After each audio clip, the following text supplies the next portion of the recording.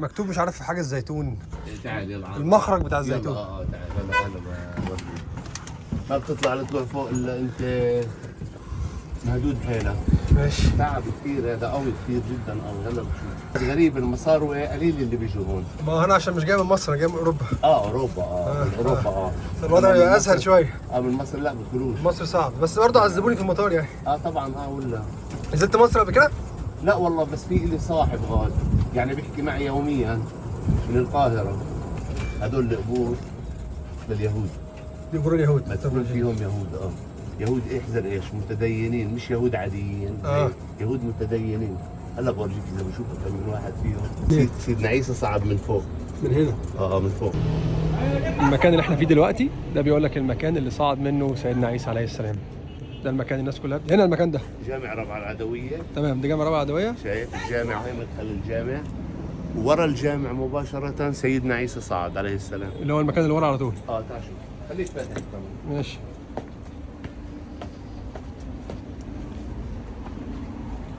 ايش حبيبي؟ طيب شو بدك تعمل؟ شو بدك تسوي؟ Want to visit? Then shake it.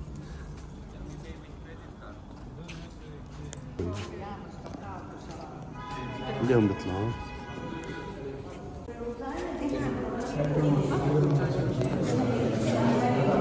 هنا؟ صعد من الصخرة هاي. من هنا. الصخرة هاي سيدنا عيسى طلع من هون.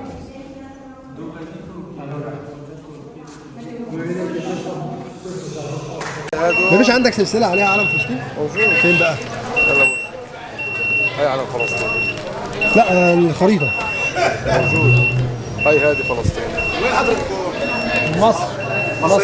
ازيكم؟ اهلا وسهلا. صحافة؟ لا يا عم مش ولا حاجة، بصور فيديوهات على اليوتيوب. اهلا وسهلا فيك. حبيبي. اهلا وسهلا فيك. اهلا وسهلا. والله ما صحافة، والله ما صحافة. بصور فيديوهات على اليوتيوب مش صحافة. والله ما سامع. بقول لك بصور فيديوهات على اليوتيوب مش صحافة. عندك صفحة على اليوتيوب؟ بصور فيديوهات على اليوتيوب. طب صور انه ضاع الاقصى، ما ضلش اقصى، فيش العرب مش سائلين. والله قول اللي انت عايز تقول. قول له. انت عايز تقول ايه؟ يعني المسجد الاقصى اللي هو مصر سيدنا محمد عليه افضل الصلاة والسلام. سيدنا محمد عليه افضل الصلاة والسلام قام بالمسجد الاقصى بجميع الرسل والانبياء، وهو معراج سيدنا محمد. اقرب نقطة الى السماء. فتحها عمر بن الخطاب، فتحها صلاح الدين الايوبي. ارض مسلمه. المسجد الاقصى يعني في 2 مليار مسلم على مستوى العالم، الدول العربيه والاسلاميه. المسجد الاقصى قاعد يتقسم زمنيا ومكانيا. يعني الاحتلال يعني يمكن انتم شفتوا اليوم في البلد اغلق المسجد الاقصى عشان يتيح الفرصه لرعاع المستوطنين للاقتحامات، وبيمنع المسلمين من دخول المسجد الاقصى باوقات معينه. هذا يدل ان المسجد الاقصى تقسم زمانيا، والاحتلال بيبحث انه يقسم مكانيا. فاحنا بنقوله وبنوجه صرخه من مدينه القدس، من احد ابواب المسجد الاقصى المبارك، من باب الاسباط اللي مدفون جنبه. هذا باب الاسباط بمقبره المسلمين، صحابه رسول الله. بنوجه صرخه بنقول للمسلمين اصحوا يا مسلمين، وللدول والدويلات العربيه اللي صارعت للتطبيع مع هذا الاحتلال. هذا التطبيع هو طعنه بخاصرة القضية الفلسطينية ككل وبمدينة القدس، وطعنه بالمسجد الأقصى المبارك. خلينا اسالك الاوضاع هنا عامله ازاي بشكل عام بالنسبه لك؟ يعني الوضع بمدينة القدس مأساوي، الوضع مزري، الوضع دمار بمدينة القدس. يعني حكومة الاحتلال اليمنية المتطرفة بقيادة العصابة، هذه الحكومة بنيامين نتنياهو، سموتريتش، الأرعن ما يسمى بوزير الأمن القومي بن جفير، هدول العصابة. كل الحكومات الإسرائيلية هي يعني حكومات متطرفة، ولكن هذه الحكومة يعني الأكثر تطرفا اللي بتضيق الخناق على مدينة القدس وعلى المسجد الأقصى لا وانتوا كفلسطينيين في القدس وضعكم عامل ازاي؟ يعني عايشين ازاي؟ احنا كفلسطينيين في القدس احنا بنتنفس هوا القدس. بالنسبه لنا القدس والمسجد الاقصى هو عقيده، هو بوجداننا.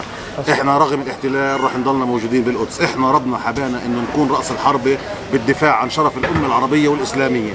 احنا موجودين، واحنا بنوعد امتنا العربيه والاسلاميه انه لن نسلم رايه ولن نرمي المنديل ولن نرفع الرايه البيضاء، سنبقى يعني موجودين وندافع على مسجدنا وعن عن مدينتنا مهما كلفنا هذا يعني غالي، يعني كلفنا هذا اموالنا، ابنائنا، زوجاتنا، كل ما يكلفنا سنبقى صامدين في المدينه المقدسه حتى يأذن الله، لان هذا موعودين احنا في وعد رباني انه راح يكون التحرير في فلسطين التاريخيه ويكون تحرير المسجد الاقصى المبارك ان شاء الله باذن الله. حد فيكم نزل مصر قبل كده؟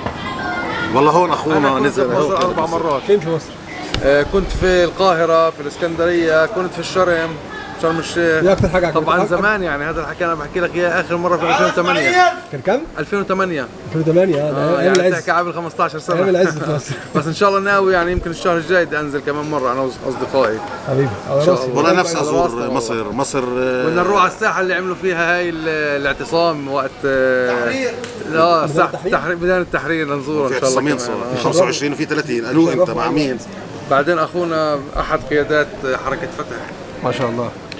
سمعت انا اكيد طبعا. انا نفسي يعني انه عضو إقليم ازور حركة فتح مدينة مصر، يعني مصر الحضاره، مصر اللي هي يعني حضارة. الحاضنه، والله على مصر يعني لما يقول لك ام الدنيا يعني مصر ام الدنيا وهي ام الدول احنا العربيه. بنعتز بشعبها واحنا يعني بنقول يعني اذا اجت صحوه من مصر، يعني اذا مصر كان فيها صحوه تجاه بلدانها العربيه، هذا بعم على الخير على جميع البلاد العربيه، بعم على قضيتنا الفلسطينيه وعلى مدينه القدس وعلى المسجد الاقصى المبارك. يعني بقول لك في مصر في يعني خير اجناد الارض، يعني احنا بنتامل من الجيش المصري انه يعني يطلع للشعب المصري والجيش المصري. احنا شعب واحد والله احنا بنحب الشعب المصري، لانه الشعب المصري يعني انه البسيط الدم خفيف، يعني انه احنا بنشوف البسيط الدم خفيف القريب من القلب الشعب المصري. نتامل احنا من جميع بلادنا العربيه ومن دول الجوار، يعني هي مصر من دول الجوار يعني اللي هي مباشره ملتصقه مع فلسطين، الاردن، سوريا، لبنان، انه هذول البلدان انه يعني يكون فيهم صحوه ويكون فيهم زحف وامتداد لتحرير مقدساتنا الاسلاميه والمسيحيه، وعلى راسها ضره التاج اللي هو المسجد الاقصى المبارك. ونتمنى نشوفك في مصر قريب. ان شاء الله رب العالمين. ان شاء الله. حجيبه معي خلاص. عندك ايه حلو؟ عندك ايه حلو؟ انت مش من عنا؟ من مصر. انت نورت واهل البلد. حبيبي. اهلا وسهلا. حبيبي. نورت صار على راسنا. حبيبي. بس انتم زعلين الغزازوه والله. ليه انتم كده؟ زعلين شعبنا ليه بغزه بس؟ يعني. ليه؟ لانكم افتحوا لهم والله المعارف. الشعب المصري بيحب الشعب الفلسطيني. والله ما هو لو يعني مزبوط خيك كان يعني بس احنا دي حاجه انت عارف، ما دي ما لهاش علاقه بالشعب نفسه. والله.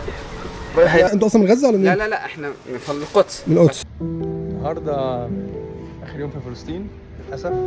بعد ساعه ونص استلمت الباسبور الحمد لله وداخل فلسطين. موجود دلوقتي في القدس. دلوقتي انا موجود في القدس، يعني احساس مش يعني انا مش هقدر يعني اقول الاحساس اللي جوايا ايه، ان انا موجود.